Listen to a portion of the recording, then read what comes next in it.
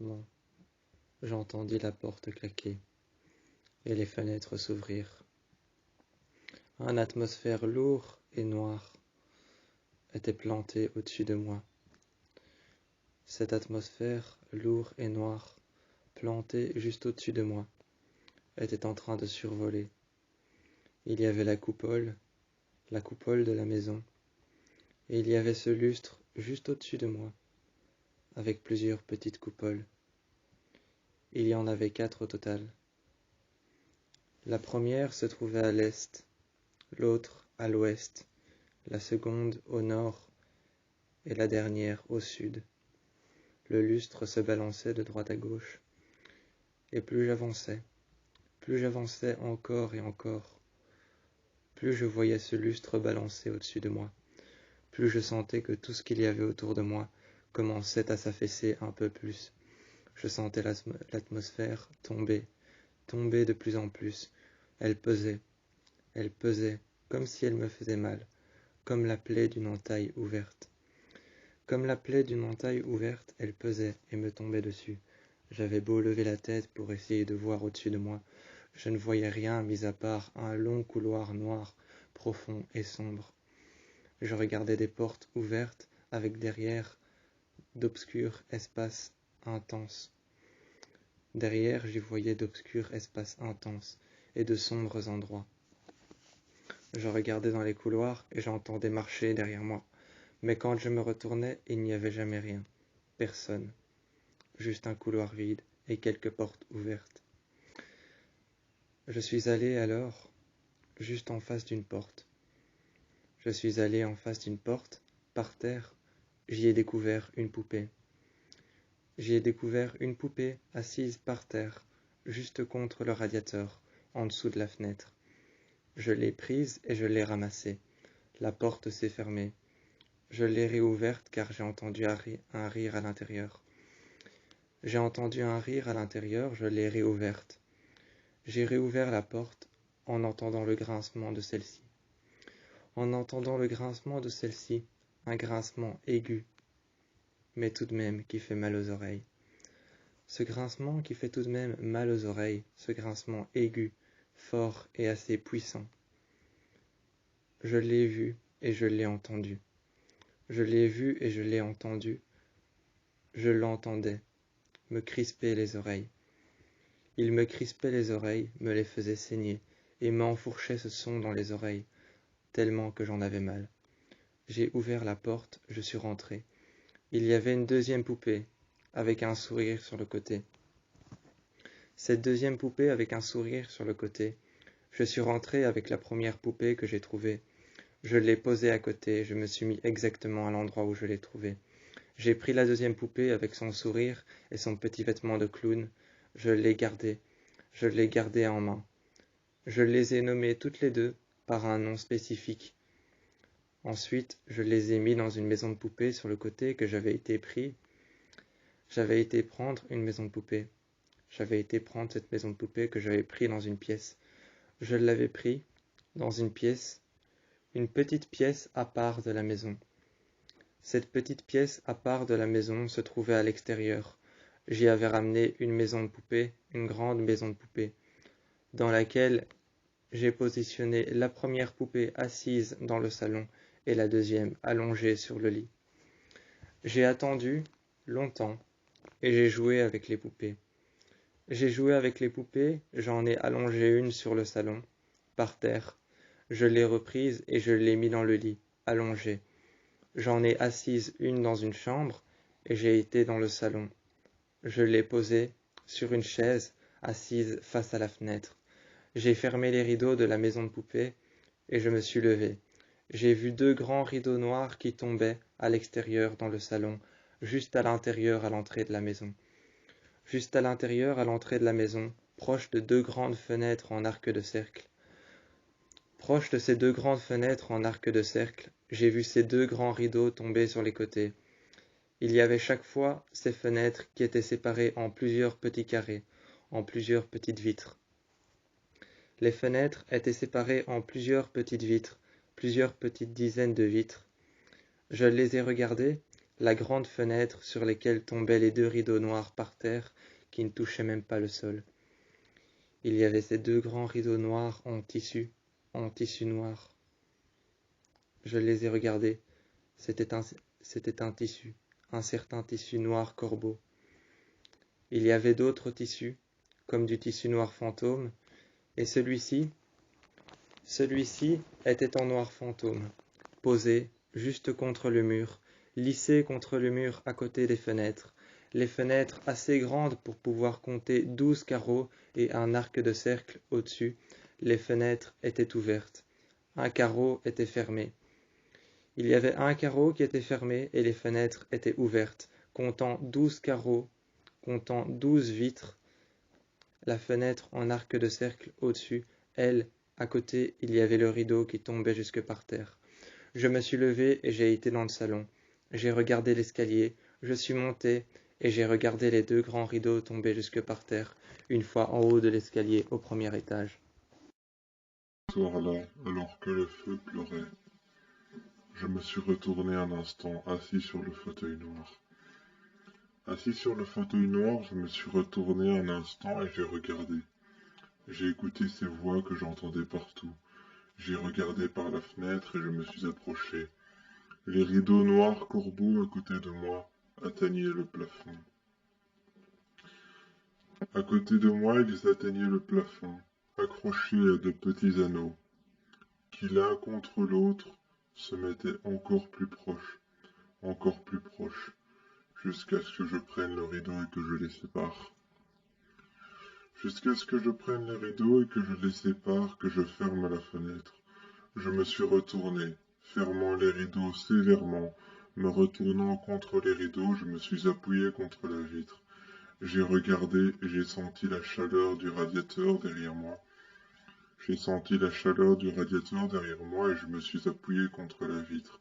Regardant ainsi derrière dans le salon, le fauteuil était vide et je voyais que le feu était en train de pleurer toutes les larmes de son corps. Le feu était en train de pleurer toutes les larmes de son corps.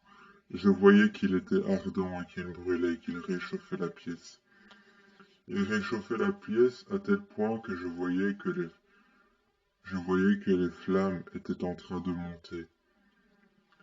Je voyais que les flammes étaient en train de monter, mais en même temps j'avais l'impression que le feu pleurait.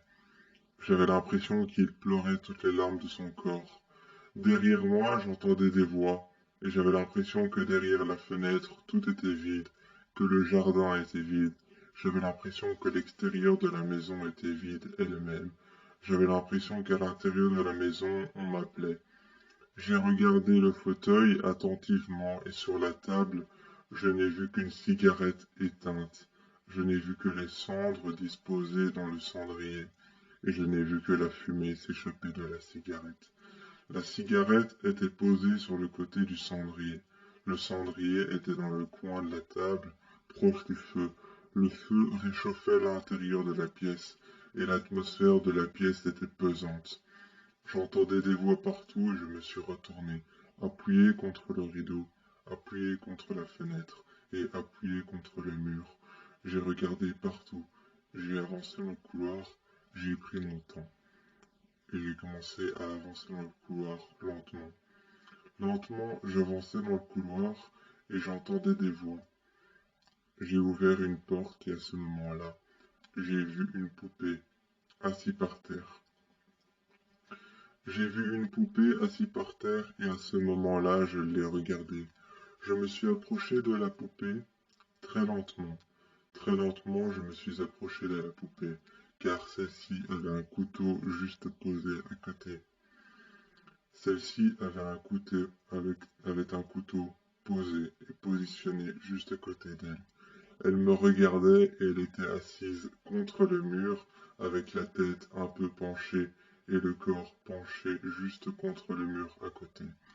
Il y avait un lit sur le côté sur lequel il y avait 2 draps blancs. Il y avait des draps blancs et propres qui venaient de sortir de la lessive de la machine à laver qui était en train de battre en bas. En bas, il y avait la machine à laver qui était en train de battre pour une nouvelle lessive. Les draps blancs avaient été positionnés et mis sur le lit. Les draps blancs avaient été mis et la couverture avait été mise par-dessus. Elle avait été étirée et mise droite, juste pour que le lit soit fait.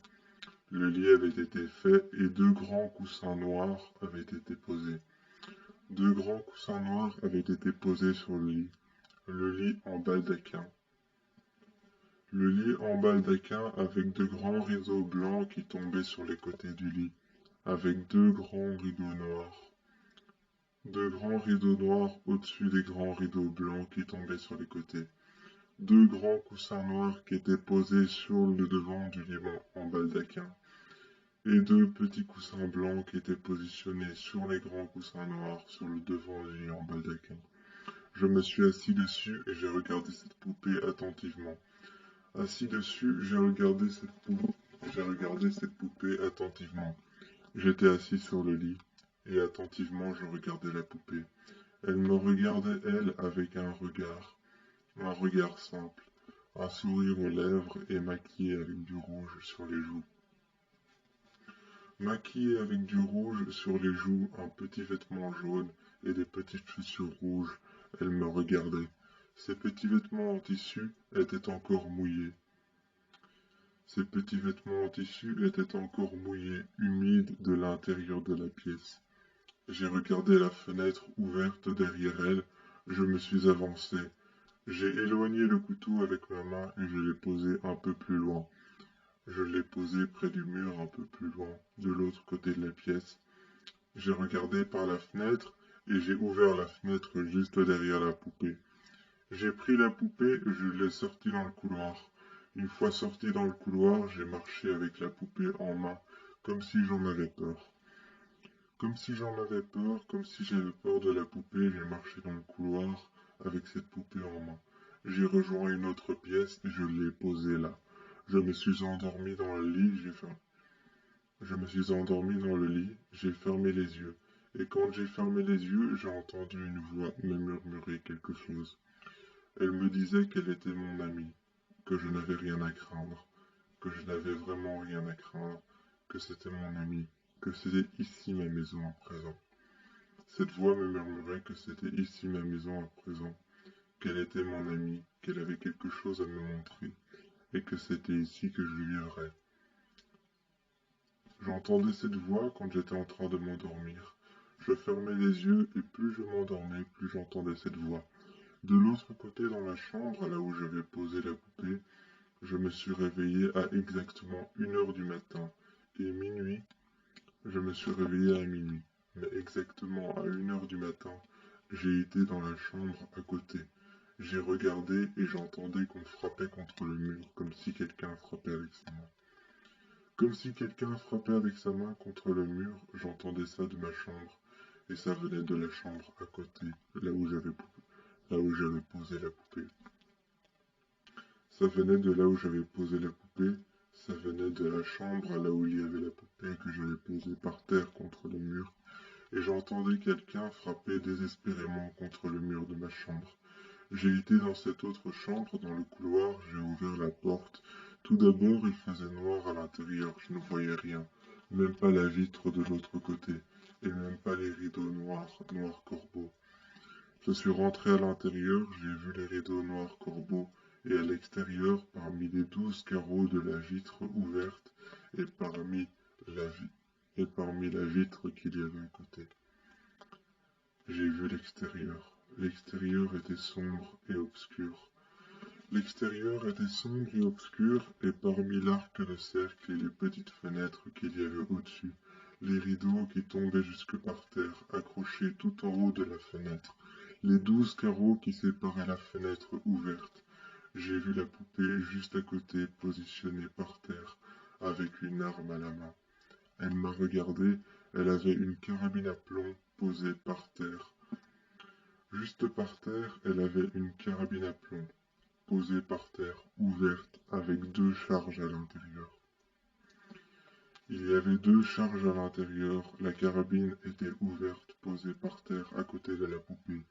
La poupée me souriait et elle me regardait, positionnée contre le mur à côté, la fenêtre ouverte. Je l'ai tout de suite refermée. J'ai fermé les rideaux et je suis sorti. Je suis sorti en prenant la carabine à plomb, en prenant les 2 charges et les 2 balles de la carabine à plomb. Je suis sorti dans le couloir, j'ai fermé la porte derrière moi. J'ai d'abord réouvert la porte pour pouvoir voir la poupée sans son arme. Elle me souriait et elle était appuyée contre le mur. La fenêtre était fermée alors que je venais tout juste de l'ouvrir. Les rideaux étaient grands ouverts alors que je venais de les fermer pour pouvoir fermer la porte et fermer la fenêtre. J'ai ouvert la porte, je l'ai refermée et ensuite je me suis caché dans le couloir. Pensant que j'étais protégé, j'entendais encore cette voix. J'ai été dans ma chambre et j'ai regardé par la fenêtre. J'ai vu 2 poupées assises juste contre l'arbre à l'extérieur, à côté du ruisseau. Ce soir-là, sur les terres dures et rugueuses, je n'ai pu m'empêcher de voir et de remarquer qu'il y avait 2 mains qui creusaient. Je n'ai pu m'empêcher de remarquer que ce soir-là, sur les terres rudes et rugueuses, il y avait 2 mains qui creusaient pour pouvoir atterrir à la surface. J'ai regardé ces 2 mains qui creusaient encore et encore pour pouvoir atterrir enfin à la surface et pour pouvoir mettre le pied sur la terre ferme. C'était une femme. J'ai vu qu'elle commençait à sortir. Je voyais le crâne, le sommet de son crâne, et ses cheveux noirs, couverts de terre. La seule question que je me posais avec mon verre en main, et ma bouteille de whisky dans l'autre en main posée sur la table, la seule question que je me posais, c'était: était-elle enfermée à l'intérieur d'une boîte? L'avait-elle mise sous le sol ou s'était-elle enterrée volontairement toute seule? Qu'est-ce qui s'était passé? Je ne savais pas. Mais elle creusait éperdument pour pouvoir atteindre la surface et enfin mettre son pied sur la terre ferme. Je l'ai vue, elle est apparue à la fenêtre. Elle a marché vers moi lentement sans rien dire, et quand elle est apparue à la fenêtre, elle a posé ses mains sur la fenêtre, elle m'a regardé. Je me suis reculé un instant avant d'entendre le bruit d'un couteau et d'un poignard transpercer ma colonne vertébrale et se tourner vers la gauche comme une clé. Avant d'entendre ça, avant d'entendre ce bruit, avant d'entendre sa voix, j'ai entendu le bruit d'un couteau dans mon dos se tourner comme une clé au niveau de ma colonne vertébrale, monter et remonter, s'enfoncer encore un peu plus, jusqu'à en laisser une trace de sang. Je me suis retourné sévèrement avec la bouteille de whisky que j'ai posée par terre et avec mon verre que j'ai lâché soudainement par peur d'être poignardé. Je me suis retourné, je n'ai rien vu. J'ai regardé à la fenêtre, cette femme était appuyée contre la vitre. Cette femme était appuyée contre la vitre quand j'ai regardé par la fenêtre. Ses ongles étaient arrachés, elle saignait des mains et ses doigts étaient recouverts de terre. Elle avait des plaies au niveau des mains. Elle avait des plaies au niveau des paumes des mains qui étaient appuyées contre la vitre. Du sang était contre la vitre et elle saignait des doigts. Ses ongles étaient arrachés, et je la regardais. Elle pleurait, elle hurlait et frappait contre la vitre. Elle me demandait de rentrer, éperdument, elle voulait passer par la porte. J'ai été à la porte et j'ai fermé la porte. Je me suis mis contre et j'ai attendu. J'ai attendu, je me suis appuyé contre la porte, je ne voulais pas qu'elle rentre. Elle cherchait un moyen éperdument de rentrer. Elle frappait contre toutes les portes qu'elle pouvait trouver, et je voyais que ses ongles avaient été arrachés les uns après les autres. Elle saignait encore et elle me regardait. Elle pleurait, elle regardait ses mains. Elle retirait ses mains de la fenêtre, elle les reposait. Elle frappait avec ses 2 mains contre la fenêtre violemment pour pouvoir rentrer. Elle regardait ses mains, elle s'arrêtait, elle pleurait. Elle tenait une allumette en main. En main, elle tenait une allumette. Elle m'a regardé. Elle tenait une allumette en main qui était en train de brûler. Elle me regardait avec un regard de satisfaction. Elle me regardait avec un regard de satisfaction et en main, elle tenait cette allumette. Dans sa main sur lesquelles il n'y avait plus d'ongles, il y avait son pouce, son index et son majeur qui tenait l'allumette. Son pouce, son index et son majeur tenaient l'allumette. Elle me regardait et regardait la flamme qui commençait à brûler l'entièreté du bois de l'allumette, jusqu'à ce que la flamme atteigne ses ongles et qu'elle lâche l'allumette par terre. Quand le feu a disparu, je me suis retourné et je l'ai vue à l'intérieur avancer un peu plus vers moi. Elle avançait un peu plus vers moi, elle était à l'intérieur et je voyais qu'elle me regardait. Elle me disait des choses comme par exemple « Je suis ton ami, reste ici, approche-toi de moi, regarde ce qu'ils m'ont fait ». Je la regardais et je l'entendais dire « Regarde ce qu'ils m'ont fait, approche-toi de moi, est-ce que tu es mon ami ?» Comme si elle essayait de me convaincre de quelque chose. Je la regardais et je me suis retourné vers la vitre, elle n'y était plus, mais il y avait les marques de ses mains. Il y avait les marques de ses mains contre la vitre, mais elle n'y était plus. Mais à l'extérieur, quand j'ai ouvert la vitre en guillotine, que je l'ai relevée vers le haut. Quand je l'ai relevée vers le haut, que j'ai ouvert la vitre en guillotine, elle n'y était plus, mais j'entendais encore ses pleurs au même endroit où elle était positionnée. Je regardais la fenêtre, la vitre en guillotine qui avait été ouverte, et je regardais la fenêtre en guillotine qui venait d'être ouverte. Sur la vitre et sur les carreaux de la fenêtre, il y avait encore les traces et les empreintes de ses mains. Il restait encore le sang qui coulait de la vitre en guillotine et de la fenêtre en guillotine. Je l'ai regardée, elle s'est positionnée devant moi. Elle s'est arrêtée au niveau de la fenêtre. Elle a enjambé la fenêtre et elle s'est retrouvée par terre comme si elle venait de sauter de 3 étages. Comme si elle venait de sauter de 3 étages ou alors de 4, 7, peut-être 6 ou 8 étages, peut-être voire 9 étages. Comme si elle venait de sauter de tout en haut d'un building, elle était écrasée par terre alors que je n'étais qu'au premier étage. Alors que je n'étais qu'au premier étage, elle était écrasée par terre après avoir enjambé la fenêtre et après avoir refermé la fenêtre en guillotine derrière elle. Je me suis avancé proche de la fenêtre. Proche de la fenêtre, je me suis avancé et j'ai regardé. Il y avait 4 petites assiettes par terre. Par terre, il y avait 4 petites assiettes remplies d'eau. Goutte à goutte, au plafond, il y avait des gouttes d'eau qui tombaient par terre. À côté, il y avait 4 seaux d'eau. Il y avait 4 seaux d'eau déjà remplis depuis longtemps. L'eau était intacte, comme si elle venait de tomber à peine maintenant, et que c'était de l'eau de pluie. Je regardais les seaux d'eau et j'avais l'impression que c'était de l'eau de pluie qui datait de la nuit passée. J'avais l'impression que la pluie datait de la nuit passée. Mais les seaux d'eau étaient là depuis longtemps. Quand j'ai passé ma main dessus, il y avait tellement de poussière à tel point que mes ongles étaient recouverts de poussière en dessous. En dessous, mes ongles étaient recouverts de poussière et de gravier, de terre. J'ai regardé mes ongles en passant mon doigt, mon pouce, en passant juste mon pouce très légèrement sur le côté. Sur le côté, en passant mon pouce très légèrement sur le seau d'eau. Il y avait de la terre, il y avait de la poussière, il y avait des gravats, des graviers et des petits morceaux de pierre. Je les ai pris et j'ai regardé sous mes ongles, il y avait de la pierre, des petits morceaux de pierre, des gravats, de la terre, il y avait même de la poussière. Mes ongles, en dessous de mes ongles, et mon doigt, étaient recouverts de terre, de gravats, de poussière et de terre. J'ai regardé et j'ai frotté ça sur mes mains. J'ai pris un seau d'eau et je l'ai positionné un peu plus à côté. Goutte à goutte, j'ai vu qu'au plafond, il y avait de l'eau qui tombait. Il y avait de l'eau qui tombait goutte à goutte au plafond. J'ai regardé les seaux et je me suis avancé. J'ai pris une pelle sur le côté que j'avais vue. J'ai pris une pelle sur le côté et je me suis avancé pas à pas. Entendant mes pas grincer sur le plancher, je m'avançais pas à pas, très lentement. Très lentement, je m'avançais, pas à pas, et j'entendais grincer. Je me retournais de temps en temps, parce qu'avec le vent, il y avait un bruit dans toute la maison.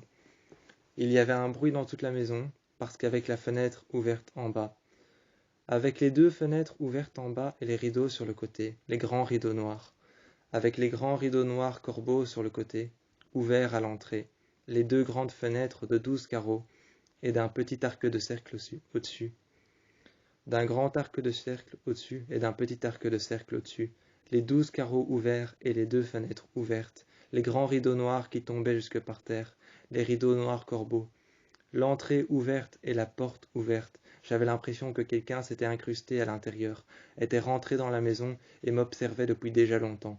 Peut-être que cet homme était déjà là, peut-être depuis 2 jours. Je ne sais pas, mais je rentrais à l'intérieur de cette maison.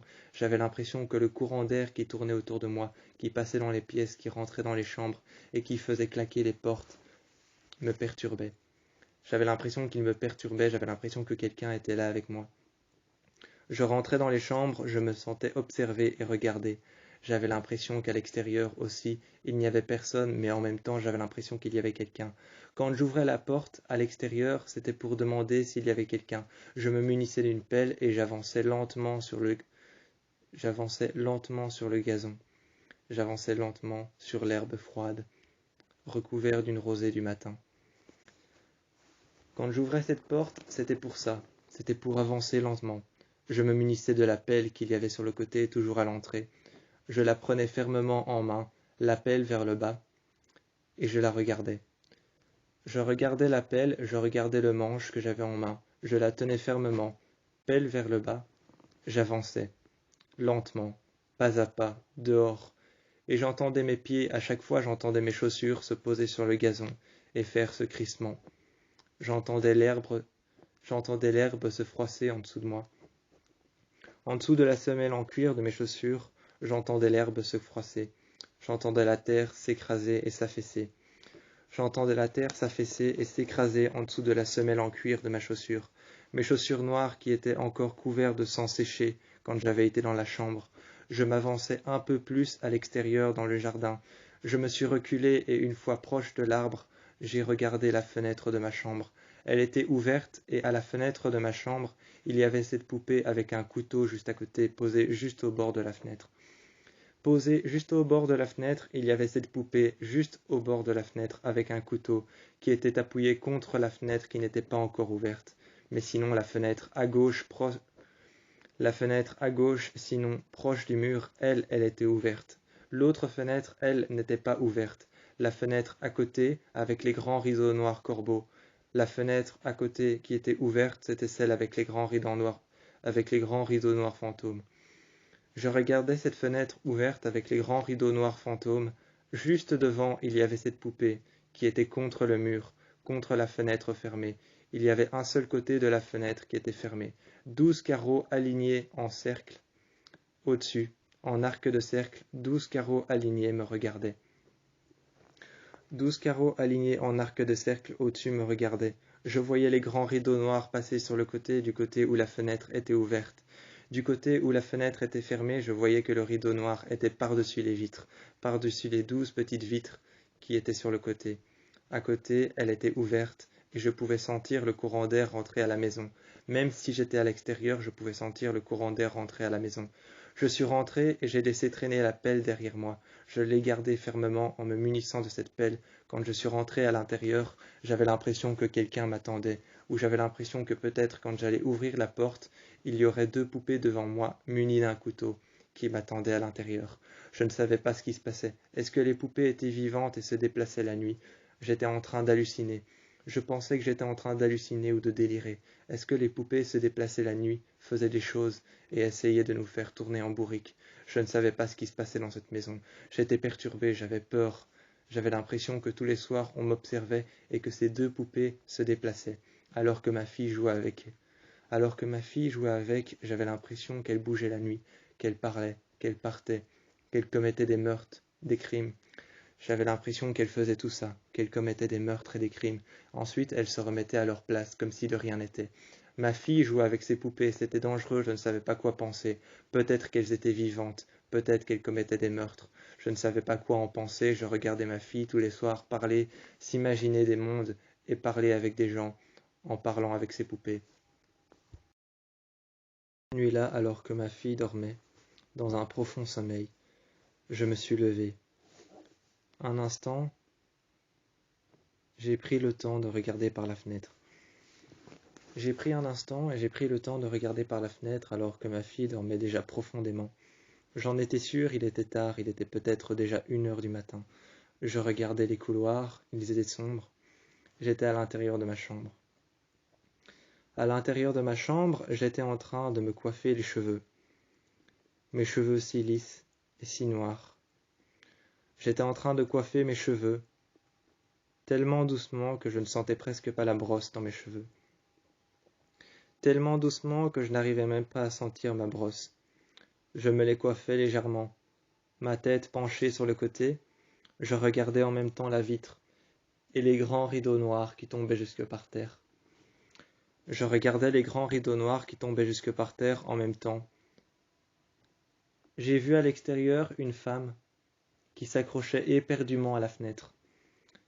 Cette femme qui s'accrochait éperdument à la fenêtre, je voyais qu'elle était en train de résister pour ne pas tomber. J'étais au 2e étage de la maison. Elle était là et elle m'observait. De l'extérieur, elle se tenait par ses 2 mains, mais j'entendais qu'elle criait. J'entendais des bruits sourds et j'entendais qu'elle hurlait, qu'elle criait. Le feu en bas dans le salon était en train de hurler. Il était en train de brûler de centaines de flammes. Il hurlait par les cris de cette femme. Par les cris de cette femme, il hurlait et je suis resté là, positionné un instant devant la fenêtre, avant d'ouvrir et de regarder. Il n'y avait rien. Il n'y avait même pas cette femme qui s'accrochait au bord de la fenêtre et qui était en train de hurler qu'on vienne la sauver. J'entendais, elle me disait « Venez me sauver, aidez-moi, s'il vous plaît, je vous en supplie, ayez pitié ». Elle n'arrêtait pas de répéter. « Ayez pitié, venez me sauver, aidez-moi, s'il vous plaît, venez voir où je suis ». Elle n'arrêtait pas de répéter ça. À ce moment-là, j'ai ouvert la fenêtre et je n'ai rien vu, mis à part une femme en bas qui me regardait et qui levait les yeux au ciel. J'ai vu que cette femme levait les yeux vers le ciel. Elle levait les yeux au ciel et regardait fixement la fenêtre. Elle est partie au bout de 5 minutes et n'a rien dit. Elle n'a rien dit, elle est partie au bout de 5 minutes. Elle possédait une longue robe blanche et elle avait un regard noir et vide. Elle avait un regard noir, vide et des yeux scintillants. Elle est partie et sa peau était couverte de terre. Sa peau était couverte de terre, couverte de gravats, couverte de pierres et couverte de poussière.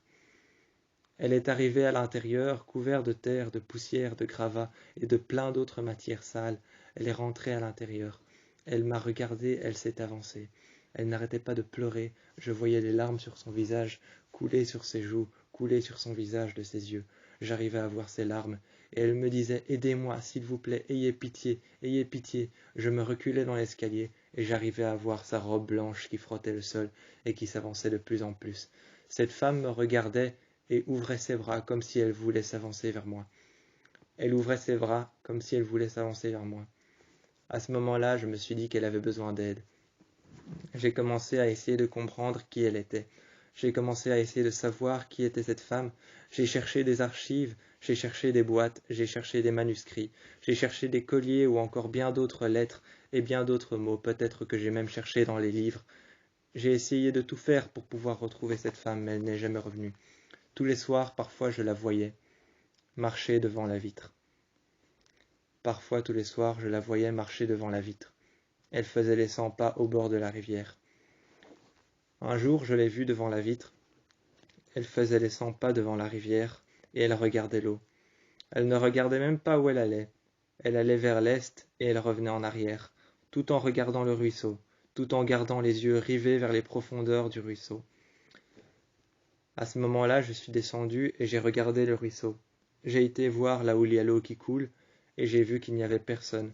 Il n'y avait personne, la femme n'était pas là. Quand je me suis retourné et que j'ai ouvert la porte, j'ai vu que la femme était à l'intérieur.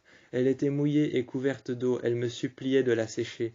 Elle me suppliait de l'emmener quelque part où il y a de la chaleur. Le feu était éteint, je n'avais jamais eu aussi peur et j'avais jeté un seau d'eau dessus. J'avais jeté un seau d'eau sur le feu pour qu'il s'éteigne plus vite. Ça sentait les cendres et ça sentait la vapeur. Ça sentait la vapeur, ça sentait le cramer, ça sentait le brûler, comme un incendie. Ça sentait comme dans un incendie, ça sentait comme dans une maison qui brûle. Ça sentait le cramer, ça sentait le brûler. J'avais jeté un seau d'eau sur le feu et le feu s'était éteint tout de suite. Ça sentait les cendres et ça sentait le bois brûlé. Elle me regardait et me suppliait de la sécher et de l'emmener quelque part.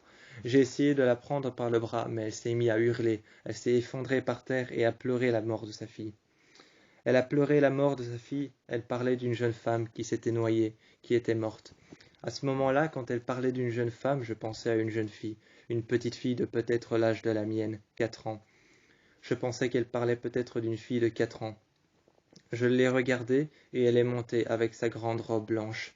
Elle a pris les escaliers et elle est allée voir ma fille. Elle est allée voir ma fille, elle a pris les escaliers, elle a enjambé la dernière marche. Elle a enjambé la seconde marche.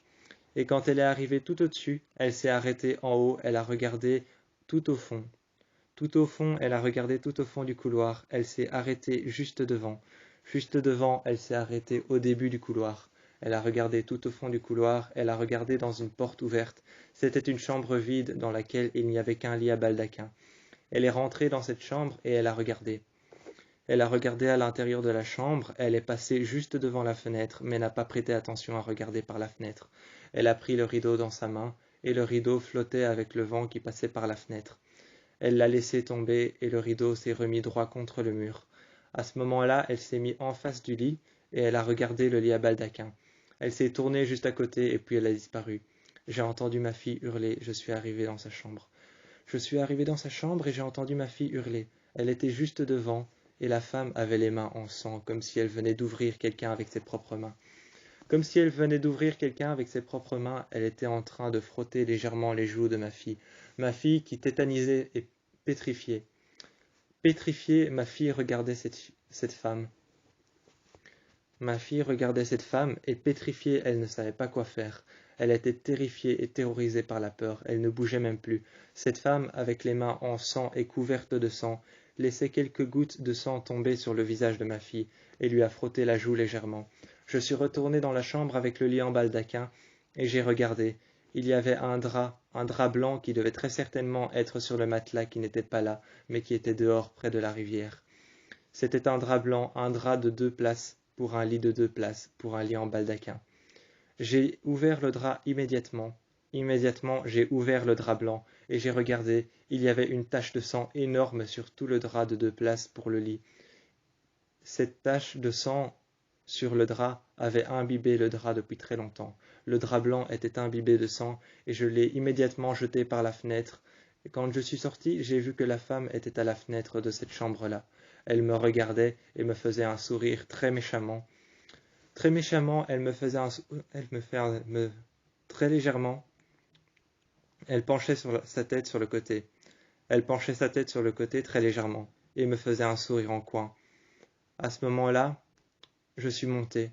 Je suis revenu dans la chambre. Quand je suis revenu dans la chambre et que je suis monté, elle avait un sourire en coin, un couteau en main, et elle était proche du rideau noir. La fenêtre était ouverte. Elle était proche du rideau noir. Je voyais qu'avec sa main droite, elle prenait le rideau et le caressait très légèrement. Avec le dos de sa main, elle bousculait le rideau et le faisait passer sur le côté. Elle faisait passer le rideau sur le côté avec le dos de sa main. Elle le bousculait de plus en plus, et avec un petit sourire en coin, elle m'a regardé. Elle a tout de suite arrêté de sourire et a regardé par la fenêtre. Elle a fermé les rideaux, s'est tournée vers moi, a ramassé le couteau juste à côté de la poupée, et la poupée a levé la tête. Elle a souri et a regardé la femme. La femme s'est avancée vers moi, et j'ai eu l'impression qu'on transperçait mon corps avec le couteau qu'elle avait en main. À ce moment-là, je me suis retourné. Effrayé, j'ai couru dans le couloir et j'ai fermé la porte. Quelques heures plus tard, j'ai réouvert la porte, elle n'était plus là. Juste le couteau couvert de sang encore frais, et ses mains qui regardaient par la fenêtre étaient appuyées à l'extérieur. Ses mains couvertes de sang étaient appuyées à l'extérieur, mais le reste de son corps n'était pas là. Je dormais encore paisiblement dans mon lit. Je dormais encore paisiblement dans mon lit alors que je fus réveillé par le bruit d'un barillet. Alors que je fus réveillé par le bruit d'un barillet, je dormais encore paisiblement dans mon lit. J'ai entendu le chargement d'un barillet d'un fusil. Ce pistolet, a été déposé par terre. Il est tombé et je me suis réveillé. J'ai posé mes pieds par terre alors que je dormais encore avec mes pieds maquillés. Avec mes pieds maquillés et vernis, couverts d'une petite peinture. Couvert d'une petite peinture, j'avais maquillé mon visage. J'avais maquillé mon visage et j'avais mis de la poudre rose sur mes pieds. J'avais mis de la poudre rose sur mes pieds pour pouvoir faire en sorte qu'ils paraissent plus jeunes. J'avais des bas blancs, et j'étais posé sur mon lit. Sur le côté de mes hanches, sur le côté de mes côtes, j'étais posé sur mon lit.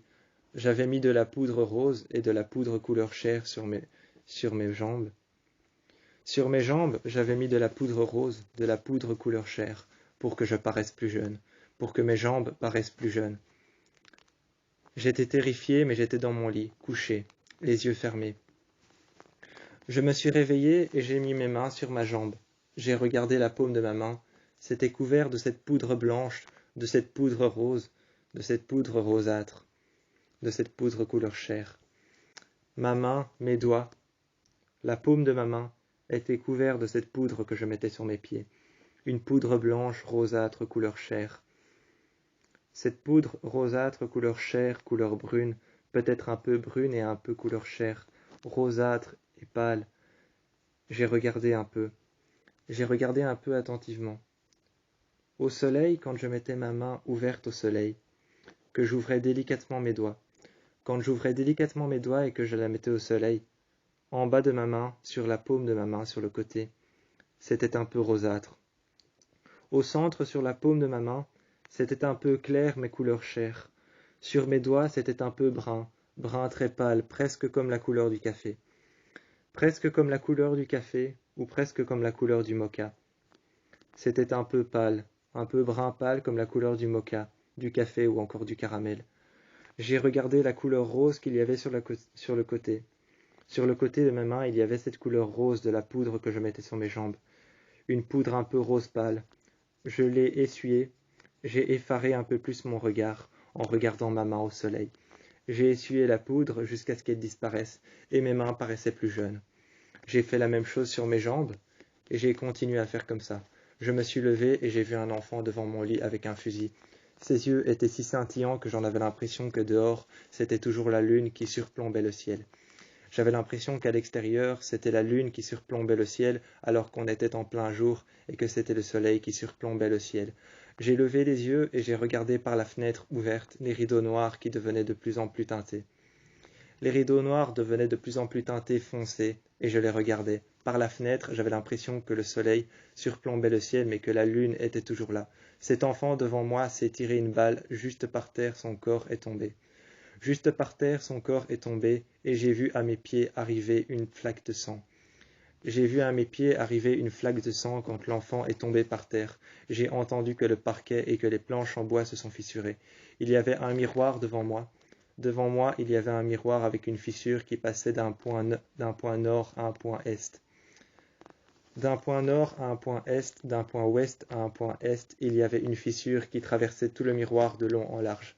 J'ai regardé cette fissure et j'ai mis mon pouce sur la fissure. Une fois en bas, j'ai retiré ma main et mon pouce était coupé. J'avais une coupure au doigt et j'avais du sang. Du sang au bout du doigt. J'avais du sang au bout du doigt et j'ai gardé mon doigt dans ma bouche 1 minute.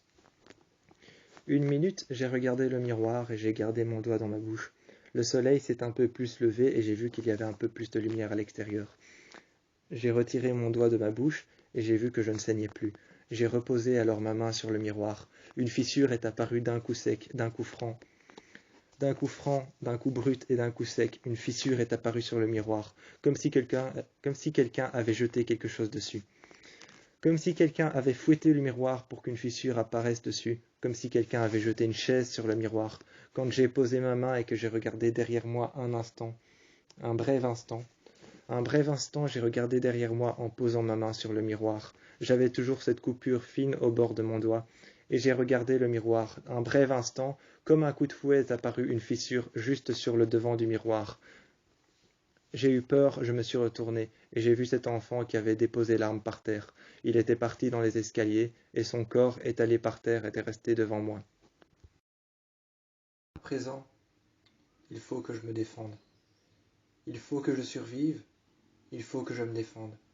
Donc à présent, je vais me défendre. Même si je dois y laisser ma vie, je vais me défendre. Donc j'ai été chercher un deuxième couteau. Celui-ci, le plus petit, que j'avais dans ma main droite, et le plus grand que j'ai été chercher dans la cuisine.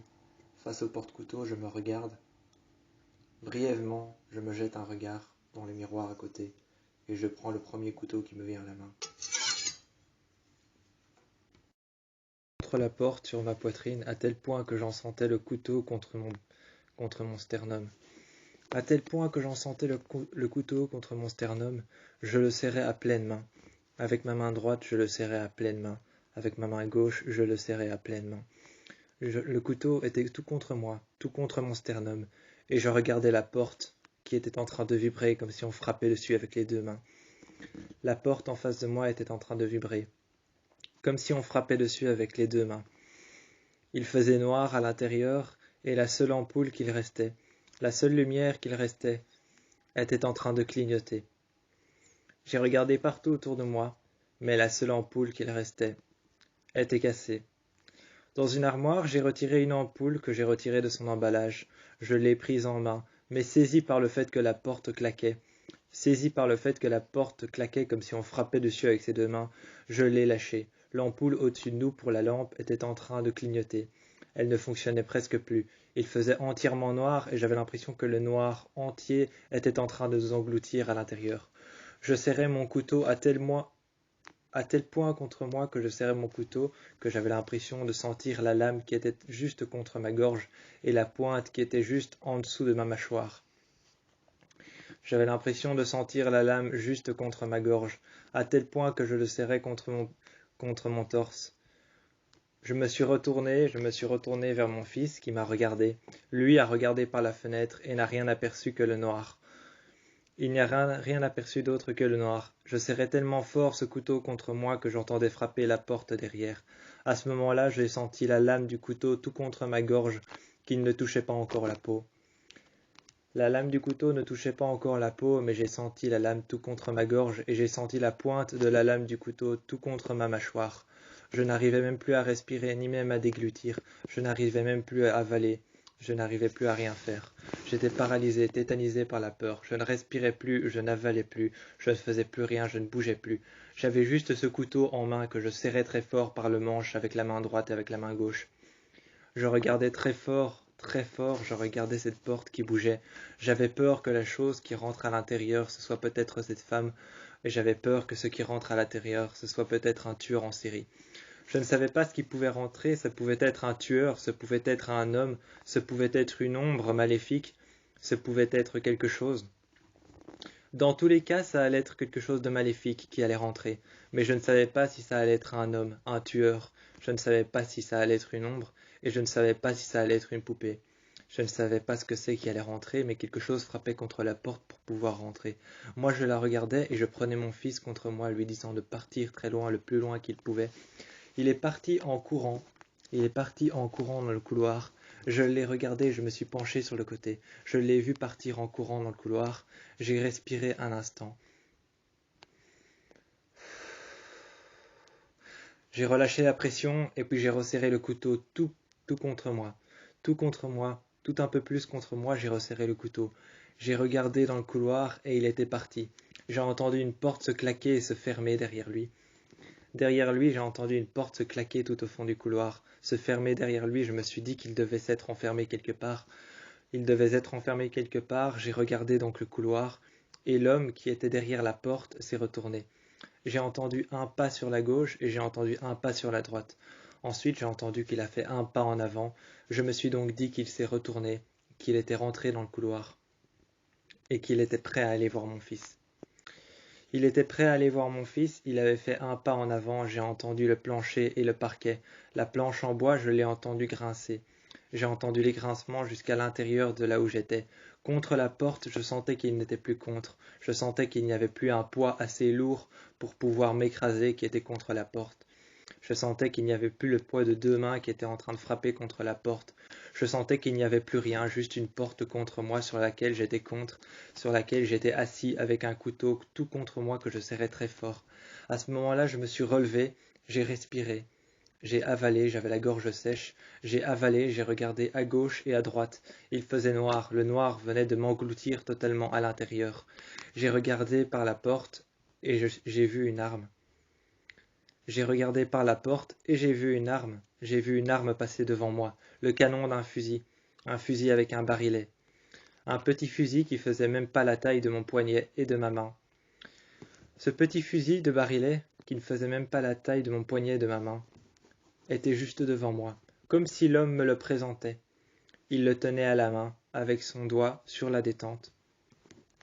Avec son doigt sur la détente, son pouce sur le cheveu, son pouce à l'arrière, sur le chien. À l'arrière, son pouce sur le chien et son doigt sur la détente, il tenait le fusil à barillet. Il a enlevé le barillet et il m'a regardé. J'ai vu son œil noir, sombre, qui faisait peur. J'ai vu son œil noir et sombre qui faisait peur, qui me regardait et qui me menaçait. Il a ouvert le barillet, a fait tourner le barillet vide devant moi, devant la petite fenêtre qu'il y a sur la porte. Cette petite fenêtre sur laquelle on peut à peine mettre son œil, sa pupille et son iris, pour pouvoir voir. J'avais l'impression que quelque chose me transperçait l'œil tellement ça faisait peur.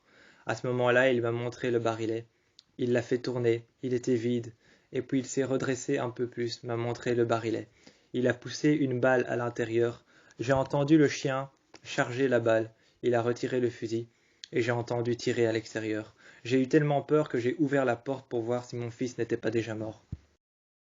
Le couloir noir me traînait par les pieds. Il me traînait par les pieds et pourtant j'essayais de me débattre. J'essayais de me débattre à tout prix, mais cet homme me traînait par les pieds. De loin l'homme le plus fort que je n'ai jamais vu. Il avait en main une batte. Il avait en main une batte de baseball qu'il avait été chercher dans la chambre de mon fils. Mon fils avait disparu et je ne savais même pas où il était. Aucune idée de savoir où il était.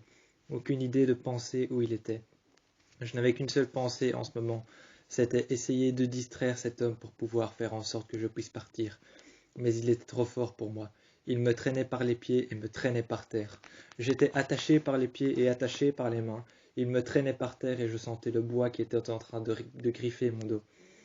Je sentais le bois qui était en train de griffer mon dos. Je sentais le bois qui était en train de griffer mes coudes. Je sentais mes mains qui étaient en train de se laisser aller. J'avais des fourmis dans les mains et mes mains se laissaient aller derrière moi. C'était comme si je m'étais abandonnée toute seule. C'était comme si je m'étais abandonnée. Comme si je n'étais plus là. Je n'étais presque déjà plus là dans cette maison, et cet homme me traînait par terre. Mes mains se laissaient aller derrière, et j'avais des fourmis dans les pieds et dans les jambes. Mes poignets et mes pieds me faisaient mal. Me faisant mal ainsi, j'avais tellement mal que je ne pouvais même pas hurler. Quand je hurlais, c'était fort, et ça atterrissait dans tous les couloirs. Mes hurlements atterrissaient dans tous les couloirs. Quand je hurlais, c'était fort. J'avais mal aux poignets, mal aux pieds, mal aux jambes, et cet homme me serrait tellement fort qu'à un moment, je me suis arrêté. À un moment, je me suis arrêté, mais cet homme me serrait tellement fort que j'ai regardé mes articulations. J'ai regardé mes articulations, les articulations de mes pieds et les articulations de mes jambes. Je les ai regardées, elles étaient enflées, elles étaient coupées, elles étaient égratignées. Je les ai regardées, elles étaient égratignées, et à ce moment-là, quand j'ai vu l'articulation de ma jambe, j'ai vu qu'il y avait une coupure qui traversait tout mon genou. Il y avait une coupure qui traversait tout mon genou d'un côté, une ouverture. Et j'ai vu cette ouverture quand je pliais ma jambe en avant et que je me redressais pour me mettre debout, ça me faisait mal. J'avais l'impression qu'il y avait un morceau de verre qui était en train de frapper contre mon os. J'avais l'impression que contre mon os, il y avait un morceau de verre qui était en train de frapper. Et j'avais l'impression qu'il y avait des millions de petits débris de verre qui étaient juste entre mon os, l'os de ma jambe, l'os de mon tibia et l'os de mon autre jambe. J'avais l'impression que entre l'os de ma jambe et l'os de mon autre jambe, il y avait des millions de petits fragments qui se posaient tout autour de ma rotule. J'avais l'impression qu'il y avait de millions de petits fragments. En plus de ça, ça me faisait mal et ça me piquait. Cette ouverture que j'avais dans le genou, je pouvais y passer mon doigt tellement elle était grande. L'homme avait une hache à la main, posée par terre. Posé par terre, il avait une hache à la main. Ensuite, il a repris sa hache et il l'a pris par devant. Par devant, il a mis sa main juste en dessous de la hache, juste en dessous du couteau. Il avait un couteau en main, pointe vers le bas, qu'il laissait tomber. La hache qu'il avait en main, je la regardais assez fort pour pouvoir être pétrifié de peur. J'étais terrifié, pétrifié de peur à tel point que je ne bougeais plus par terre. J'étais soulevé par mes coudes et appuyé sur mes bras en arrière. En arrière, j'étais appuyé sur mes bras, soulevé par mes coudes. Je le regardais, j'étais horrifié, terrifié et pétrifié. J'avais peur, je ne pouvais plus bouger. Cette femme à côté avait de la cire en main. Cette femme à côté, elle avait de la cire en main. Elle tenait une enveloppe qu'elle devait me rendre, mais elle ne me l'a pas rendue. Elle a pris la cire et l'homme a fait un signe à la femme. La femme est partie avec sa grande robe blanche. Quand la femme est partie avec sa grande robe blanche, l'homme lui a fait un signe de remerciement. Il a abaissé la tête d'avant en arrière et lui fait un signe de la main. Il prit alors la cire qu'il y avait dans la bougie. Il prit alors la cire qu'il y avait dans la bougie, et à ce moment-là, il verse la cire sur moi. Je le regarde horrifié, terrifié par la peur et paralysé par tout ce qu'il y a autour de moi. Je le regarde, l'homme s'avance, s'abaisse devant moi. Il ne dit rien. Ses yeux sont brillants, pétillants et scintillants. Je le regarde un instant. J'avale et je sens que ma gorge est sèche. Je sens que ma gorge est sèche, j'avale, un instant je le regarde, il ne me dit rien. Il passe juste son pouce sur mon front. Il passe son pouce sur mon front, au-dessus de mon œil, et il passe son doigt juste sur ma joue. Il pose un doigt sur mes lèvres, me regarde, se redresse, et ensuite il prend ma jambe qu'il tend, et quand il tend ma jambe, qu'il la tire en avant, j'ai l'impression que de millions de petits fragments brisés au milieu de mes jambes sont en train de se briser et de gratter contre mes os. Ça me fait tellement mal et atrocement mal que celui-ci prend la bougie et verse la cire juste sur la plaie ouverte. Il verse la cire juste sur la plaie ouverte et celui-ci me fait atrocement mal, tellement mal que je rampe par terre. Derrière moi, il y a une trace de sang, juste à la place où se trouvait ma jambe. Juste à la place où se trouve ma jambe.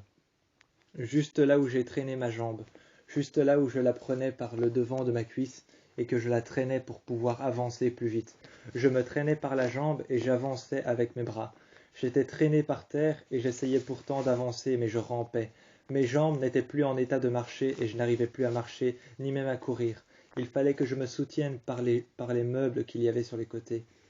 Il fallait que je me soutienne par les meubles qu'il y avait sur les côtés, que je me soutienne aux cadres, que je me soutienne aux armoires, que je tienne les murs et que je rampe des deux côtés pour pouvoir trouver un mur sur lequel me pencher et sur lequel m'appuyer pour me soulever.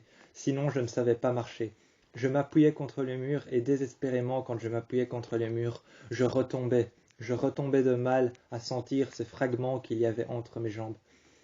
Je retombais de mal à sentir ces fragments, ces millions de petits fragments brisés à l'intérieur de mes os, ces millions de petits fragments de verre brisés à l'intérieur de mes os. Je les sentais et ça me faisait mal. Ça me brûlait, ça me piquait. Ça me piquait et ça me brûlait. Je me levais et pourtant je retombais. J'avais beau m'asseoir par terre un instant, respirer, reprendre mon souffle, me remettre contre un mur, penser un instant à ce que je pourrais faire pour partir d'ici. Cette maison tellement horrible et ce cauchemar interminable dans lequel j'étais prisonnière. Je me suis mis alors contre le mur et je me suis assis par terre. Je me suis relevé et j'ai essayé de ramper sur le côté. J'ai essayé de ramper sur le côté, à en perdre la voix, j'étais en train de hurler. J'étais en train de hurler, l'homme avec une ombre noire derrière lui. L'homme avec une ombre noire derrière lui qui cachait entièrement le tapis rouge qu'il y avait par terre se rapprochait un peu plus. Il s'est mis devant moi et a étendu ma jambe. J'avais tellement mal que j'en ai hurlé et que mon cri a résonné dans toutes les pièces. J'ai entendu le bruit d'un hurlement de bébé, un nouveau-né. J'ai entendu le bruit d'un hurlement de bébé, un nouveau-né dans son panier, dans son petit panier en osier qui avait sûrement été déposé au large d'une rivière. Et ce nouveau-né, j'ai été le voir un peu plus tard, seulement là j'étais en train de ramper, de hurler à tel point que mes cris résonnèrent partout dans la maison.